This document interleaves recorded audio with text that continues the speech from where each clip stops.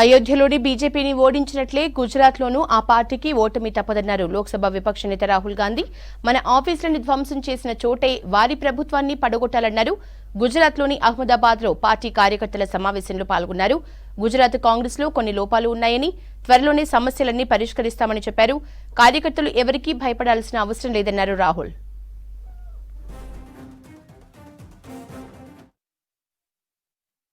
अलग अलग धर्म के लोग हो आप,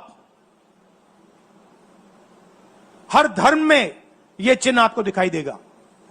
गुरु नानक जी की फोटो देखिए, महावीर की देखिए, बुद्धा की देखिए। इस्लाम में भी जैसे मैंने पार्लियामेंट में कहा, दुआ मांगी जाती है, दोनों हाथ से ऐसे मांगी जाती है। आप शिव जी की फोटो देखिए, उसमें आपको यह दिखाई देगा। और इसका मतलब है डरो मत, डराओ मत। और मैं आपसे यहां कहने आया हूं, इन्होंने आपके ऑफिस पे आपके कार्यकर्ताओं पर आक्रमण किया है। अब आपको डरना नहीं है, डराना नहीं है। इन्होंने हमारे ऑफिस पे धमकाकर, ऑफिस को तोड़कर हमें चैलेंज दिया है। चैलेंज क्या है? गुजरात के चुनाव में मैं आपको बता रहा हूं, हम सब मिलकर इनको गुजरात में हराने जा रहे हैं।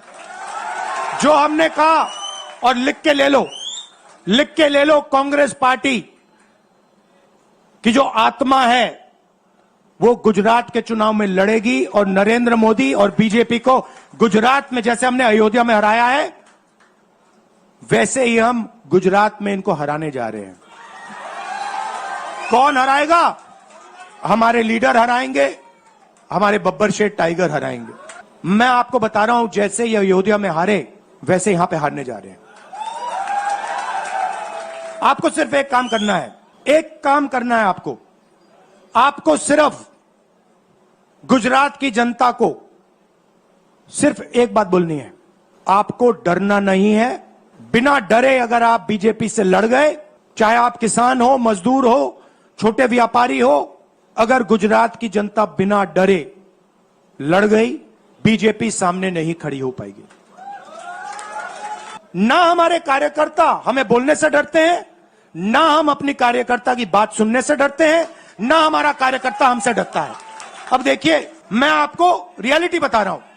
बीजेपी में नरेंद्र मोदी बैठे हैं, उनकी पूरी टीम बैठी है उनके सामने। मैं आपको इंटरनल बात बता रहा हूं, उनमें से कोई नरेंद्र मोदी को नहीं चाहता, मगर कोई नहीं चाहता, मगर दम नहीं है, डरते हैं।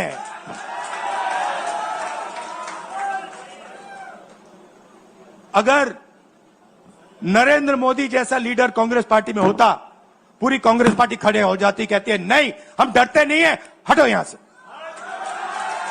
मगर उनकी पार्टी में दम ही नहीं है, उनके कार्यकर्ताओं में दम नहीं है।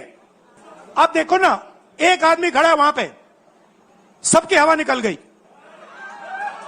मतलब कार्यकर्ताओं की हवा निकल गई, आरएसएस की हवा निकल गई, सारे लीडर्स की हवा निकल गई। सच बोल रहा हूं ना। और हमारे मतलब छोटा कार्यकर्ता होता है, टाइगर होता है, आता है कांग्रेस प्रेसिडेंट के सामने, आता है राहुल गांधी के सामने, आता है, कहता है भैया मेरे दिल में ये बात है, आपको ना लगे मैं तो बोल रहा हूं। तो ये है कांग्रेस पार्टी। अंग्रेजों के साथ ये खड़े हो गए थे सारे के सारे आरएसएस वाले। हम लड़े थे, हमने कहा, देश से हमने कहा था डरो मत, डराओ मत, हमने कहा था। बीजेपी के लोगों ने हाथ जोड़ के कहा था भैया डर गए हम, जो करना है कर लो। तो आप अपनी हिस्ट्री समझो, जो डर की भावना होती है ना, वो आप में नहीं है, उनमें है। और इसी के कारण मैं आपको बता रहा हूं, कांग्रेस पार्टी गुजरात में जीतेगी और गुजरात से ही नई कांग्रेस पार्टी बनेगी। इसीलिए जब इन्होंने हमारा ऑफिस तोड़ा, मैंने सोचा भैया मौका मिल गया, अब हम इनको सबक सिखाएंगे।